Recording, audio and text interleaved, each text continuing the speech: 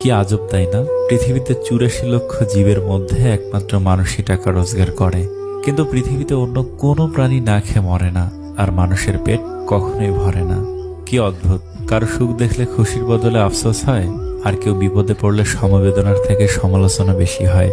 আপনার অর্থ কম থাকুক, যোগ্যতা কম হোক, কিন্তু আপনার কথা, ব্যবহার, আচরণ যেন সুন্দর হয়। মানুষ হিসেবে এগুলোই বড় সম্পদ। বাড়িতে ঝগড়া হওয়ার পর মেয়েরা ভাবে, একবার বিয়েটা হোক, আর জীবনেও বাপের বাড়ি আসবো না। দিন শেষে পুরুষ ঘরে ফিরে শান্তির আশায়।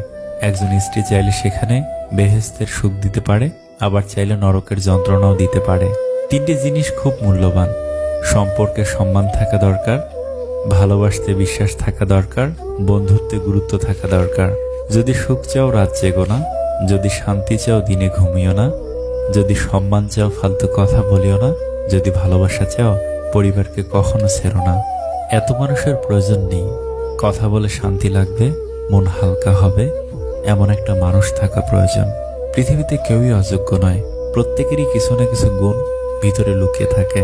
পার্থক্য শুধু কারোর প্রকাশ পায় আর কারো পায় না।